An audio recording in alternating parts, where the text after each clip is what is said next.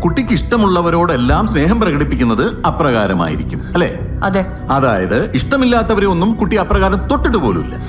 ഇല്ല. ആ, അപ്പൊ ഇത്രയും നേരം കുട്ടി കോടതിയിൽ പറഞ്ഞതനുസരിച്ച് കുട്ടി ഒരാളെ തൊടുന്നതും കുട്ടിയെ ഒരാൾ തൊടാൻ അനുവദിക്കുന്നതും കുട്ടിക്ക് സ്നേഹവും അക്സെപ്റ്റൻസും ഉള്ളവരെ മാത്രമാണ്, അല്ലേ? ഞാൻ പറഞ്ഞു. Your Honor, vehemently objecting. This line of questioning is misleading and manipulative. മരണഭയത്തിൽ എതിർക്കാൻ കഴിയാത്തതിന്റെ അർത്ഥം കൺസെന്റ് കൊടുത്തു എന്നല്ല.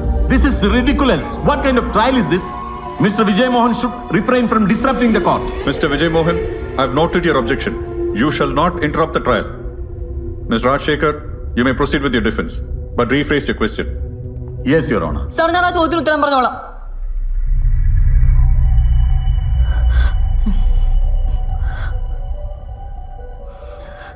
ഞാൻ ഒരാളെ തൊടുന്നതും മറ്റൊരാളെ തൊടാൻ അനുവദിക്കുന്നതും സ്നേഹവും അക്സെപ്റ്റൻസും വരുമ്പോൾ മാത്രമാണ്.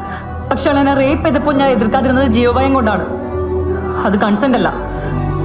കൺസെന്റ് ആരും വ്യാഖ്യാനിക്കാനും ശ്രമിക്കേണ്ട.